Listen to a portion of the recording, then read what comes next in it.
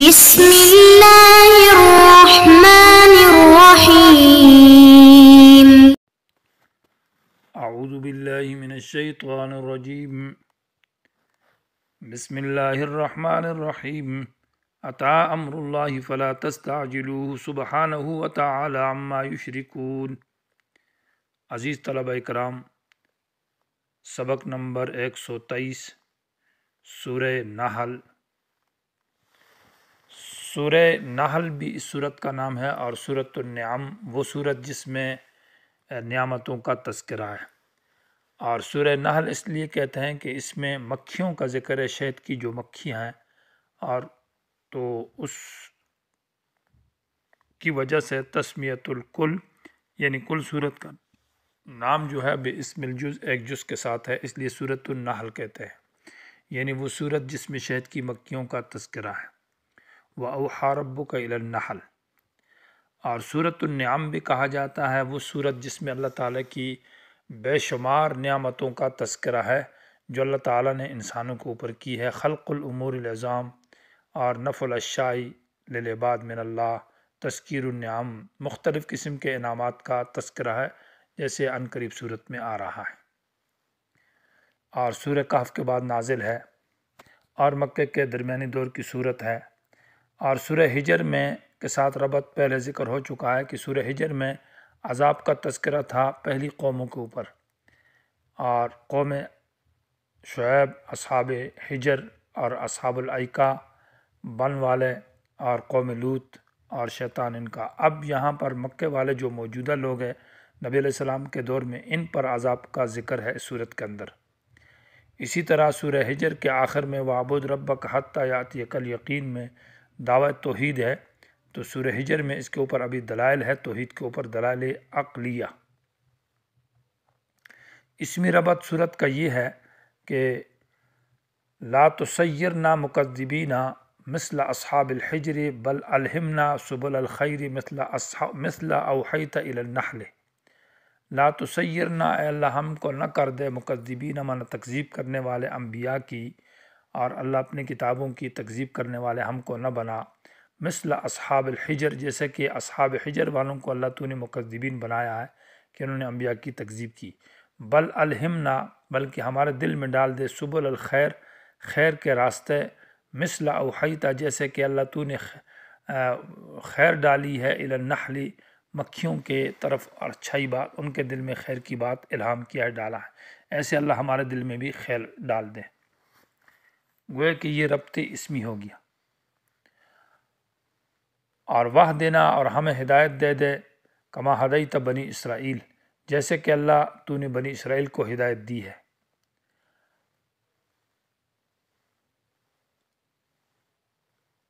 اور وربط قلوبنا، ہمارے دلوں کو اللہ مضبوط کر، کما ربطت اصحاب الکہف، جیسے کہ اصحاب کہف، مریم اور صاحب طٰہٰ و جمیع الانبیاء، اور تمام انبیاء کے دلوں کو اللہ تو نے مضبوطی عطا کی ہے، ہمارے دلوں کو اللہ مضبوطی عطا کر۔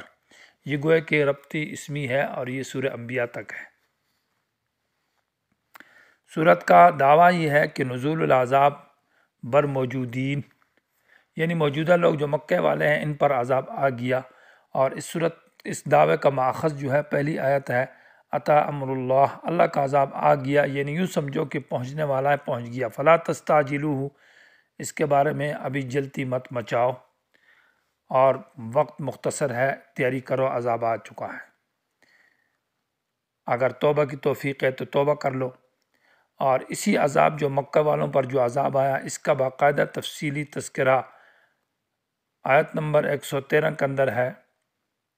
وَضَرَبَ اللَّهُ مَثَلًا قَرْيَةً كَانَتْ آمِنَةً مُطْمَئِنَّةً يَأْتِيهَا رِزْقُهَا رَغَدًا مِنْ كُلِّ مَكَانٍ فَكَفَرَتْ بِأَنْعُمِ اللَّهِ فَأَذَاقَهَا اللَّهُ لِبَاسَ الْجُوعِ وَالْخَوْفِ، کہ مکہ والوں نے اللہ تعالیٰ کی ناشکری کی، ناقدری کی، انبیاء کی تکذیب کی، آخری رسول کی، تو اللہ تعالیٰ نے ان پر سزا مسلط کی۔ وہ امن والے زندگی میں رہتے تھے، تو اذاق اللہ لباس الجوع والخوف، اللہ نے ان پر بھوک اور پیاس اور قحط سالی کا عذاب مسلط کیا، اور اتنی سخت قحط سالی تھی، خشک سالی کی، 7 سال تک بارشیں نہیں ہوئی، اور قحط آ چکا تھا، تو لوگ اتنے بھوکے اور پیاسے تھے کہ اس طرح کی حالات لکھی ہے تاریخ کے واقعات کے اندر کہ ایک شخص قضاء حاجت کے لیے بیٹھتا تھا تو دوسرا انتظار کرتا تھا کہ یہ اٹھ جائے اور اس کی گندگی کو میں جا کر چاٹ لوں اور کھا لوں۔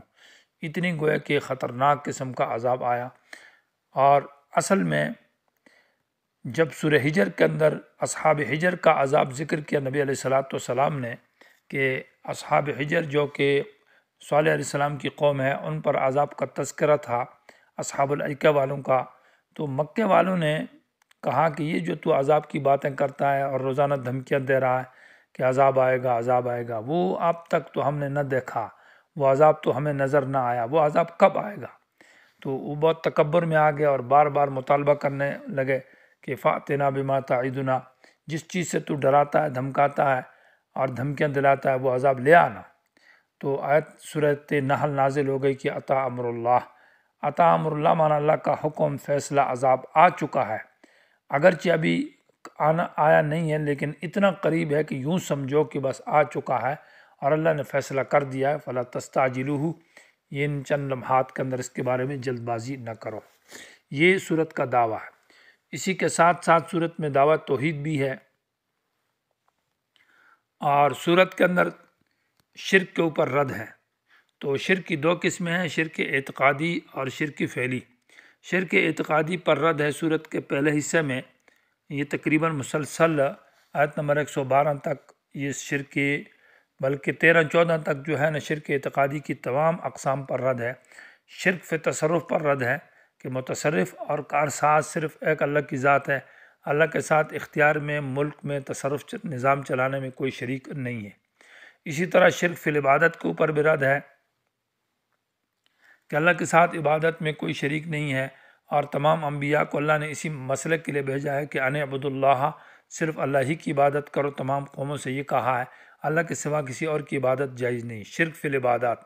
اسی طرح شرک فی الدعا کے اوپر بھی رد ہے کہ پکار اور حاجت روا، پکار کا لائق ایک اللہ کی ذات ہے اور اللہ ہی سے مانگنا چاہیے، اللہ کے سوا جن سے تم مانگتے ہو اموات غیر احیاء، وہ تو مردے ہیں اور وہ زندہ نہیں ہیں، اور وما یشعرون ایان یبعثون، ان کو پتہ ہی نہیں ہے کہ وہ کب اٹھائے جائیں گے۔ اسی طرح شرک فی العلم کے اوپر بھی رد ہے، وَلِلَّهِ غیب السماوات والارض، کہ غیب دان صرف ایک اللہ کی ذات ہے، اللہ کے ساتھ کوئی اور شریک نہیں ہے جو علم غیب میں شریک ہو۔ تو شرک کی یہ 4 قسمیں ہیں، شرک فی التصرف والعبادت والعلم والدعا۔ ان تمام اقسام میں شرکیہ کے اوپر رد اور توحید کا اثبات دلائل عقلیہ کے ساتھ۔ یہ صورت کے پہلے حصے کے اندر یہ مضمون چلے گا اور ان تمام شرکیات کے اوپر رد ہوگا۔ دوسرا حصہ جو ہے وہ اس کے اندر شرک فعلی کے اوپر رد ہے کہ تحریم غیر اللہ کی یہ جائز نہیں ہے کہ بندوں کی حرام کردہ چیز وہ حرام نہیں ہو سکتی، بلکہ فَكُلُوا مِمَّا رَزَقَكُمُ اللَّهُ، اللہ تعالیٰ نے جو تمہیں روزی دی ہے اس کو کھاؤ اور اس کو حرام مت سمجھو، وہ حلال ہے۔ جن چیزوں کو اللہ نے حلال کیا وہ حلال ہے، وہ حرام نہیں ہے۔ اور اس طرح تحریمات اللہ درست ہیں، اور نذور العباد کے اوپر رد ہے کہ انما حرم علیکم المیتۃ والدم ولحم الخنزیر وما اہل لغیر اللہ، جو اللہ نے حرام کیا ہے میتہ ہے، دم ہے، اور نذرانہ شکرانہ جو غیر اللہ کے نام پر یہ حرام ہے، یہ حلال نہیں ہو سکتا، اور غیر اللہ کے نام پر جو نذرانہ دیتے ہو یہ ناجائز اور شرک ہے۔ تو شرک فعلی کے اوپر تردید ہے سورت کے آخر میں آیت نمبر 112-13 کے بعد۔ اور اس کے ساتھ ساتھ دلیل نقلی پیش کی حضرت ابراہیم علیہ السلام نے سے کہ حضرت ابراہیم علیہ السلام نے بھی اس شرکیات کے اوپر رد کی ہے اور دعوت دی ہے دین توحید کی طرف۔ تو گویا کہ آپ صلی اللہ علیہ وسلم کو خطاب ہے کہ آپ بھی طریقہ ابراہیم کو اپنائیں اور ابراہیم علیہ السلام کے طریقے پر دعوت دیں۔ اور آخر میں ادعو الی سبیل ربک بالحکمہ میں دعوت کا ذکر ہے، اور دعوت کے آداب کا ذکر ہے داعی کے لیے کہ کن آداب کا ہونا ضروری ہے، اور ساتھ ساتھ نصاب دعوت کا ذکر ہے کہ ادعو الی سبیل ربک بالحکمہ، کہ حکمت کے ساتھ اللہ کے راستے کی طرف دعوت دیں، جو کہ قرآن و حدیث ہے اور دلائل عقلیہ ہے۔ تو گویا کہ اس طرح صورت کے اندر یہ مضامین ذکر ہے، شرک اعتقادی پر رد، شرک فعلی پر رد صورت کے پہلے حصے میں۔ گویا کہ یہ صورت دلائل عقلیہ کے بیان کرنے میں اور شرک اعتقادی کے رد میں اور شرک فعلی پر، یعنی مطلقاً ہر قسم کی شرک کی تردید میں سورہ انعام کی طرح ہے۔ جس طرح سورہ انعام میں شرک اعتقادی اور شرک فعلی کے جمیع اقسام کے اوپر تردید ہے، تو اس صورت میں بھی اسی طرح ہے۔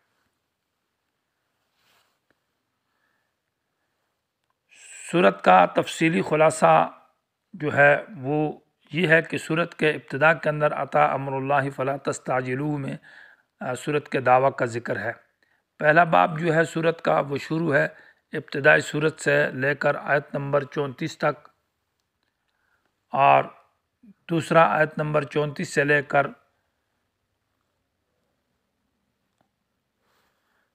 آیت نمبر 47 تک دوسرا باب ہے، اور آیت نمبر 47 سے لے کر آیت نمبر 64 تک وہ تیسرا باب ہے،